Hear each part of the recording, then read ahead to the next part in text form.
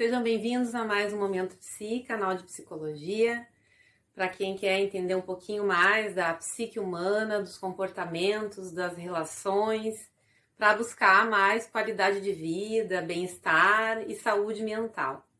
Hoje nós vamos conversar um pouco sobre um tema que faz muito parte da nossa vida, já há algum tempo, e que cada vez mais tem se tornado bastante importante e excessivo até em nossas vidas, que são as intoxicações eletrônicas.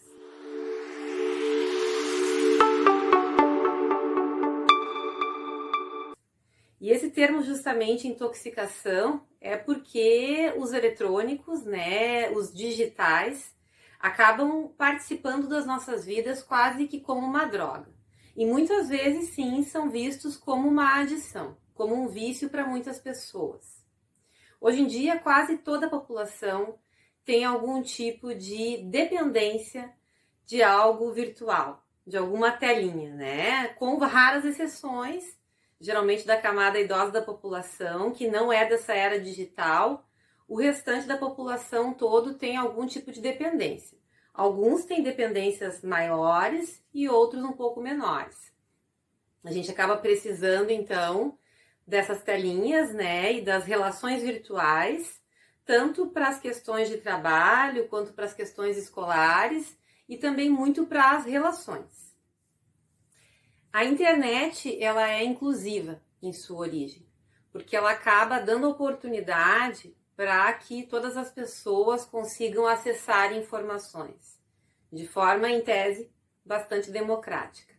Mas ela acaba sendo excludente, e hoje em dia ela acaba fazendo esse papel excludente, porque acaba criando meias-verdades, inverdades e criando, inclusive, parâmetros sociais para muitas coisas que acabam restringindo muito as pessoas, Parâmetros de beleza, profissionais, de pessoas bem-sucedidas, e acaba se criando uma rigidez em torno disso, que é muito disseminada pela própria internet e que as pessoas acabam aceitando, acolhendo essas ideias como verdades. Além do que, a gente sabe também que existem redes de ódio cada vez mais disseminadas, mais multiplicadas na internet e que fazem com que o propósito de que ela fosse inclusiva inicialmente acabe não se cumprindo, e acontece justamente o contrário disso, A internet e esse momento que estamos vivendo, de acesso a muitas telas, a muitas coisas digitais, acaba se chamando de a era da pós-verdade. Por quê? Porque as verdades são consideradas após terem aparecido nas redes sociais. Isso tem muito a ver com a sociedade do espetáculo, que nós até conversamos num dos nossos últimos vídeos, Então é mais importante que as coisas apareçam nas redes sociais, e aí então elas são consideradas reais ou verdadeiras, do que realmente se conferir se aquilo aconteceu ou não. Na verdade, as pessoas têm acesso a muitas informações, tudo muito rápido, mas hoje em dia o que parece, o que se pode perceber é que as pessoas têm muito pouco interesse em ter acesso à verdade das informações. A borda entre o que é público e o que é privado, hoje em dia ela está muito borrada, é uma linha muito tênue. As pessoas já não sabem mais o que elas podem ou devem expor nas redes sociais, ou aquilo que pode estar expondo elas demais. Então, esse sentimento de autopreservação, ele acaba ficando muito confuso, e acaba se dissolvendo nessa necessidade que as pessoas têm de postar o que elas estão vivenciando, de compartilhar, de dividir o que estão vivenciando para legitimar aquilo. Como se aquilo que não fosse postado não existisse ou não tivesse acontecido.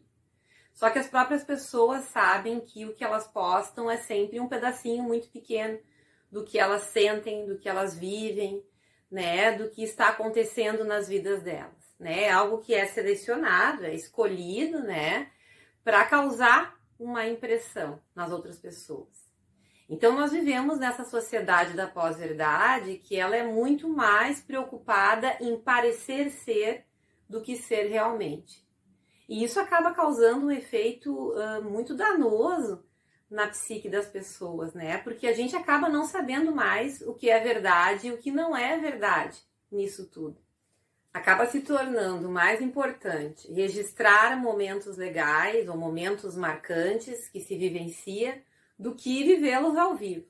Então, muitas vezes, na preocupação de estar registrando, fazendo vídeos e fotos dos momentos que estamos vivendo, que são importantes para nós, nós acabamos não vivenciando e aproveitando de fato esses momentos, né? Estamos mais preocupados com o telefone, com o registro daquilo que está sendo feito, do que com quem está ali na nossa frente, vivenciando esse momento.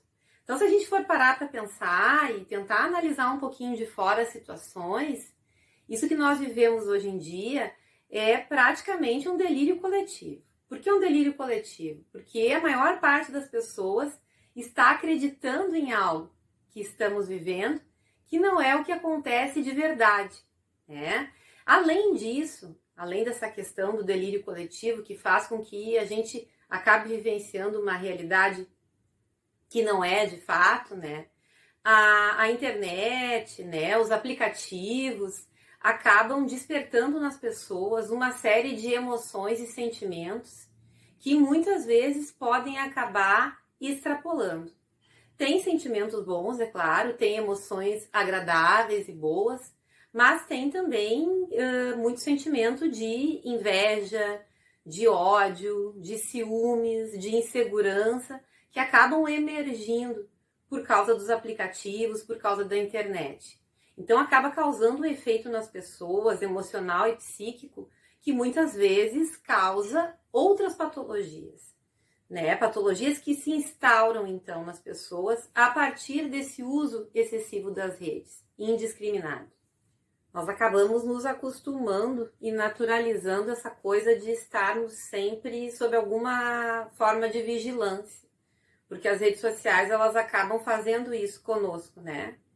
Então é muito mais importante nós controlarmos as pessoas através de algum dispositivo, de alguma câmera ou de algum aplicativo de rede social, do que ouvi-las, do que saber a partir delas o que está acontecendo.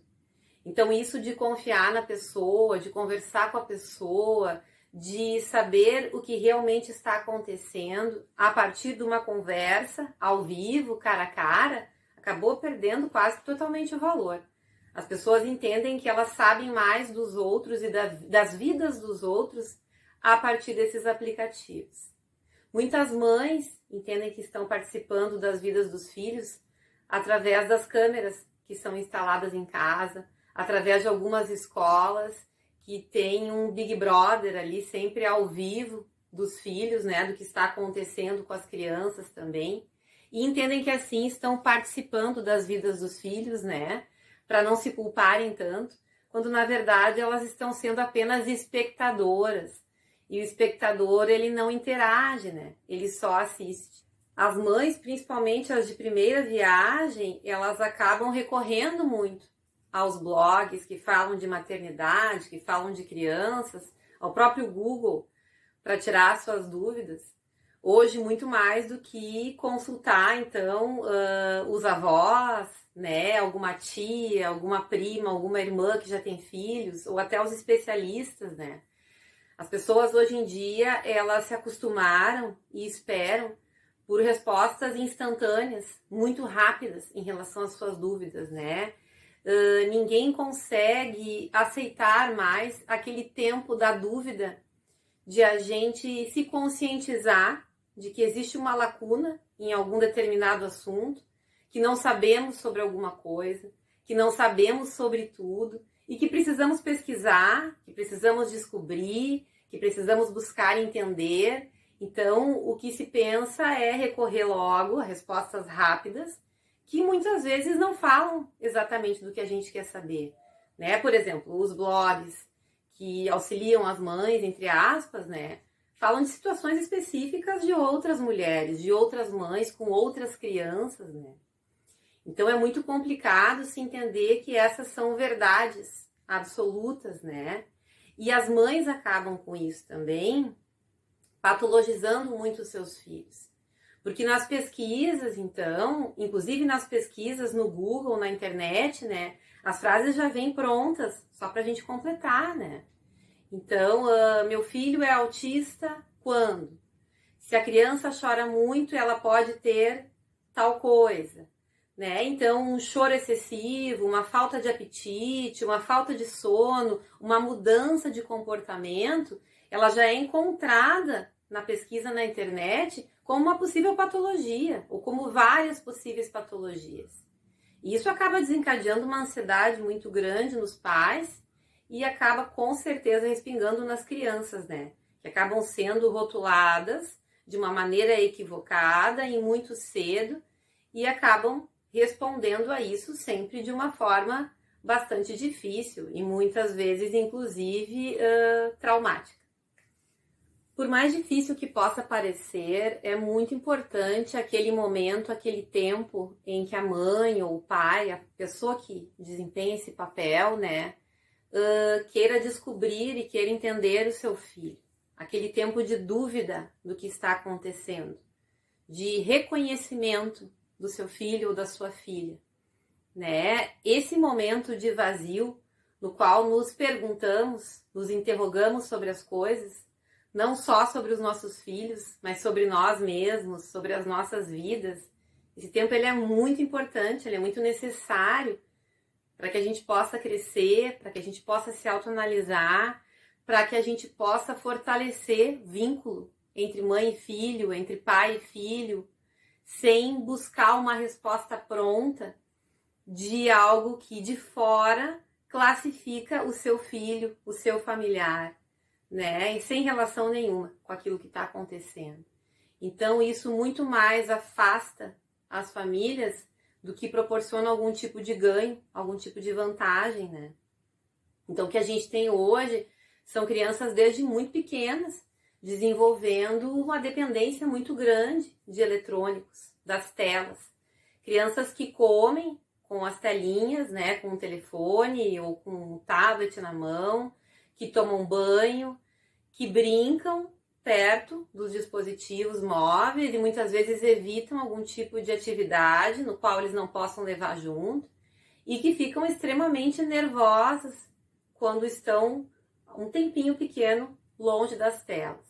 E a gente sabe que, não indo muito longe, os adultos, todos nós, e nisso eu me incluo também, ficam extremamente nervosos quando perdem o seu telefone, o seu celular, né? Porque ali está praticamente a nossa vida toda, né? Desde o banco digital, os contatos, as fotos, questões de trabalho, tudo está ali.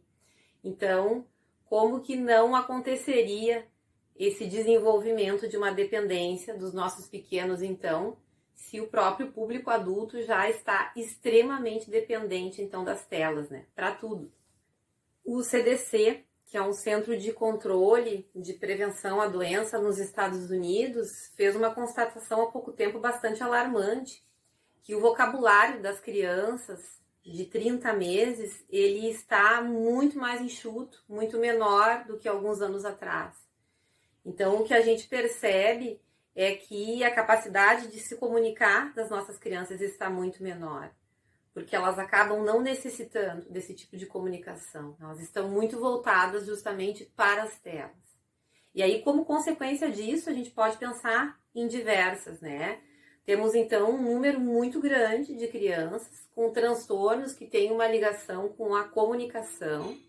Temos um número aumentado nos diagnósticos de autismo. E aí a gente pode pensar também que não necessariamente seja autismo, mas que se pareça, justamente pelo isolamento, pela falta de habilidade social que as nossas crianças estão desenvolvendo, justamente pelo excesso das telas. E surgindo, então, outras patologias associadas ao uso excessivo das telas e dos eletrônicos.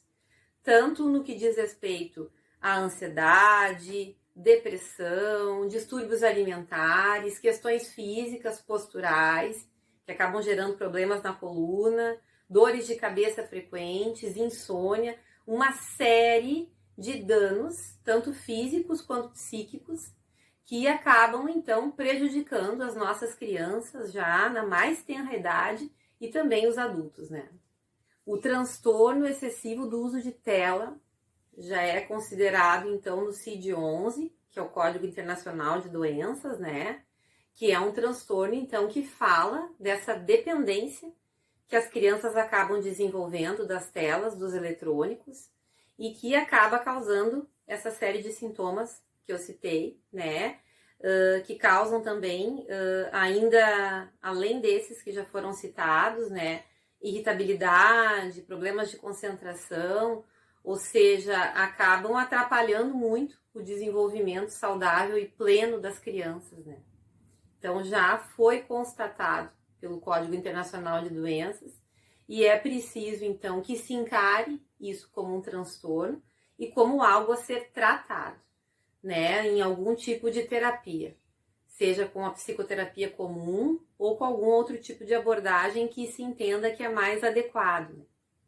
Então, é muito importante que nós estejamos atentos para tudo isso que estamos vivenciando, que possamos tentar fazer com que esse uso excessivo de telas, né, de aplicativos, diminua gradativamente em nossas vidas e dos nossos familiares. A gente sabe que é difícil, que existe já uma dependência muito grande instaurada, mas também não se sabe muito os resultados disso tudo a médio e a longo prazo, porque é tudo muito novo. Então fica difícil saber com o que estamos lidando e só sabemos que é algo alarmante porque já está causando efeitos prejudiciais nas vidas das pessoas, nas relações, na psique, né, nas questões físicas. Então é muito importante que possamos nos neutralizar um pouco em relação a isso, que possamos resgatar algumas coisas que fazíamos e que ainda podemos fazer, que não envolvam eletrônicos, que não envolvam telas, que não envolvam a internet, que possamos nos habituar novamente a nos utilizar dessas coisas nas quais não precisamos estar utilizando as telas em nossas vidas. É difícil, até porque tem toda uma questão de hábito aí, mas é muito necessário. Bem, nós vamos seguir ainda nesse tema em alguns próximos vídeos para pensar juntos, então, de que forma que isso pode ser feito, né? Que tipo de estratégias que podemos ter, que tipo de reflexões podemos fazer para conseguir neutralizar um pouco do efeito desse uso excessivo de telas, dessas questões que estão tão predominantes na sociedade e nas vidas de todos nós, né? Mas por hoje ficamos por aqui, então. Agradeço quem esteve junto no Momento Psi, assistindo. Quem não se inscreveu e gosta dos temas do canal, não se esqueça de se inscrever. Um abraço a todas e a todos e até a próxima semana.